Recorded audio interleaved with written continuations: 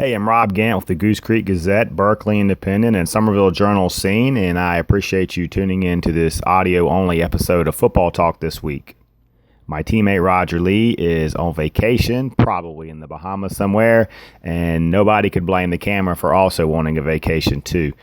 This will be episode 4. Special thanks to our sponsors Hoover the Mover in Monk's Corner, Tosha LLC Precious Metal Recycler, and Grace Funeral Services LLC. I've got 11 matchups to go over in Berkeley and Dorchester counties this week, but first I want to say I hope you and your family came through Hurricane Florence okay, and I hope everybody's safe and sound.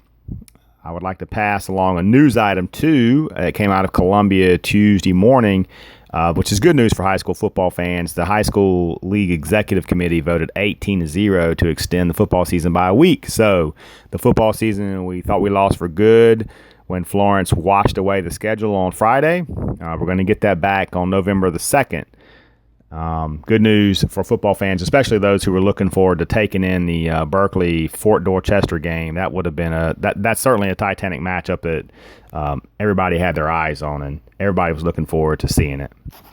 Speaking of the Stags, they find themselves in the marquee matchup this week. Berkeley is 3-0, ranked 7th in the state. Summerville is 3-1, and ranked 10th in the state. The Green Wave have rebounded nicely after losing their season opener to Cedar Grove, Georgia. Both teams are playing particularly well right now, really getting it done on both sides of the ball. Last time out, Somerville knocked off Stratford, really coasted if you want the truth, 56-17. Green Wave quarterback Jonathan Bennett was the spark plug there. He ran for 3 touchdowns. He passed for 3 touchdowns. That's just the type of guy he is. Pretty much week in and week out, you're going to get production on the ground and through the air from him. That's a testament to his offensive line and also the weapons he has around him. Berkeley High School is very, very similar, has a lot of weapons that can explode on you at any given time. Last time the Stags played, they won 46-7 over West Ashley. Keyshawn Wicks went for 205 yards and 3 touchdowns on that one for the Stags. And it has this has the makings of a 4-quarter battle for sure. Last year it was 26-23. It was Berkeley's first win in the series since 2004. So, if I'm a Somerville player, I'm obviously remembering that and trying not to let the Stags start a streak on us. As far as a pick in this game, I'm going to take the Stags to win another tight one. I just like their collection of weapons, and I think when it gets down to the fourth quarter, I think they'll be able to make a play either in special teams or break off a long run. Go in the other direction, Chris Kander, a former Goose Creek coach who has been on our show twice this year, he says he thinks Summerville is going to win a close one. It's at Summerville. He thinks that'll be a little bit too tough for Berkeley to overcome this year. He likes Summerville's just physicality overall. Another 5A game, Goose Creek is 1-2, hosts Fort Dorchester, and really was an ultimate barometer game for the Gators. Fort Dorchester is the class of the Lowcountry. Let's just tell it like it is. The Patriots have won 44 times in the last 47 games that have not lost to a local team since 2014. So clearly Fort Dorchester is a heavy favorite here. But if you're the Gators, you're probably excited about the opportunity because, you kind of get a chance to see where you stack up. And for the Gators, they do have a little bit of momentum. Last time out, they knocked off West Ashley 28-7 and played particularly well on defense. The defensive back, Terrell Simmons, had 2 interceptions, and he recovered a block punt for a score. They came up with, I think, those 2 interceptions and 5 other fumble recoveries. And maybe Fort Dorchester showed it's not quite the team it has been last week. I don't know. They were in a 4-quarter battle with Wando, which surprised a lot of people. It was 3-3 going to the 4th. But the Patriots did what they do. They found a way to win. Quarterback DeAndre Sabb, he had over 300 total yards. And in the 4th quarter, he had a touchdown pass and a long touchdown run to bail out the Patriots. The key here for Goose Creek, simply, you just can't help Fort Dorchester at all. No turnovers. You got to get some breaks. And you kids have to have some confidence because if you get into the second half, they got to believe they can do it. And, we shall see. Either way, the Gators should be excited to see, Fort Dorchester on the football field, because if you can shock the world against them, that means the sky's the limit this year maybe. Another 5A matchup, Ashley Ridge 2-2 is going over to Wando. Key here for Wando is, can it duplicate the effort that it gave against Fort Dorchester last week? A lot of times teams play another great team close, and then they have trouble kind of getting recalibrated and focused the following game. It'll certainly be tough. I mean, Ashley Ridge is a very formidable offense. The quarterback, Matt Duncan, is a solid passer. He's got some weapons around him, including the running back Nick Cunningham. He's as good a running back as there is in the area. He had 143 yards rushing and 2 TDs the last time out. That was a 28-21 loss to Cane Bay. Ashley Ridge is actually both of its losses came by a 28-21 score. The other one was to Berkeley. So it seems like to me Ashley Ridge is really close to, being one of the better teams in the Lowcountry. It just seems like to me there's a flag or a turnover that prevents them from, being all they can be. Another 5A game, Stratford 2-2 is going over to West Ashley. It's a matchup of two teams who really trying to get turned around. Both of them started out 2-0, but they've lost each of them have lost 2 in a row.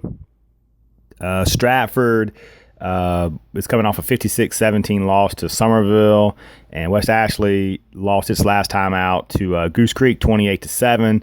Really the key here is for West Ashley is just taking care of the ball. The Wildcats have, I believe they've turned it over 10 or 12 times in their last 2 games, and that was really the key in both of those losses was they kind of hurt themselves.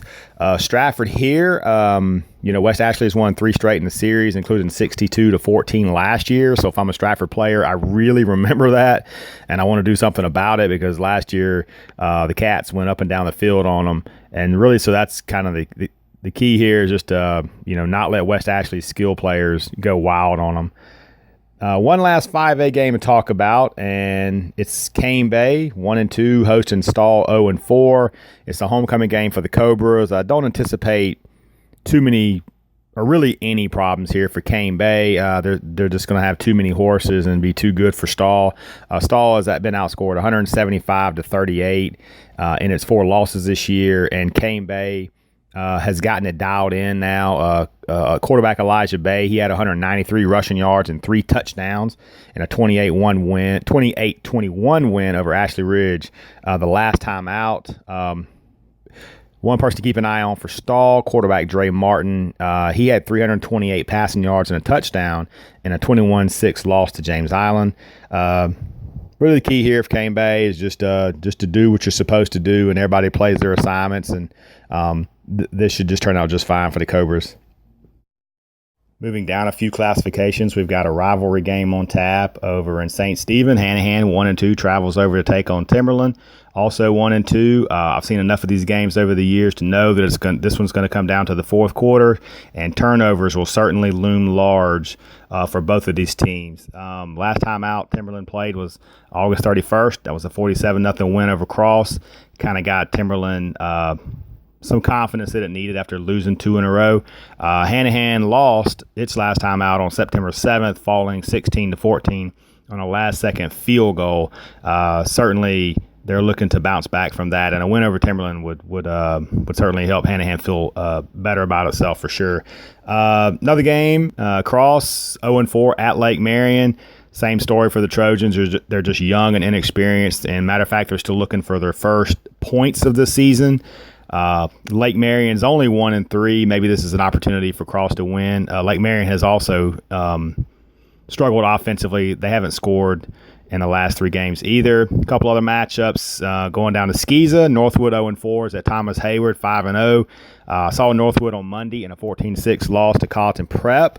One thing I can say, looking at the schedule and going off what I saw Monday, Northwood is pretty competitive for a half or a little more than a half, but they seem to run out of gas, and they have a hard time finishing games off in the fourth quarter. But I think that's some of that's youth and inexperience, and they'll come around as the years go by. Another Skeezer game, St. John's Christian, 2-1, hosts Palmetto Christian. Palmetto Christian is also 2-1. I got a good look at the Cavs earlier this month on September 7th. I saw St. John's Christian roll past Lawrence Academy 66-12. Two guys in particular stood out to me. The quarterback, Narayan Bookert, for the Cavs, had 2 touchdowns passing, 2 touchdowns rushing. It could have been a lot more if he had stayed in the game. Another kid stood out to me, Fletcher Law. He had 2 touchdown runs, including 1 long touchdown run right up the middle of the field. St. John's Christian playing very well right now, and I look for them to go to 3-1 after playing Palmetto Christian. Sticking with Skeeza, Faith Ridge Christian is 4-0. They host Buford Academy. One person to keep an eye on here for Faith Ridge is Daniel Brown. He's played quarterback and running back. He's been a human highlight reel for Faith Ridge. I know in one game he had like 8 or 9 touchdowns. If Faith Ridge is going to deal with Buford Academy, they're certainly going to need him to have a good game. 2 more games. Pinewood Prep hosts Wilson Hall. That's 2 teams looking for their first win. Pinewood was another team that actually played on Monday. They traveled to Heathwood Hall and were trailing 14-6 very late in the third before weather rolled in and suspended the game. The lone touchdown there for the Panthers was Ethan Hirsch's 52-yard touchdown strike to Mikey McVeigh. One other game I really want to mention, it's not in our area necessarily, but it's a huge game and it's close. Hammond, a Skeeza Class 3A Power, kind of like the Alabama of Skeeza. They come over to First Baptist on Friday night. That's a battle of 2 4-0 teams. First Baptist is very talented, and I look for a very very competitive football game and a very good crowd at that football game. That pretty much does it for week 5 of the season. Thanks for tuning in to Football Talk this week, and we will see you next week when hopefully my teammate and the camera has returned. Thank you.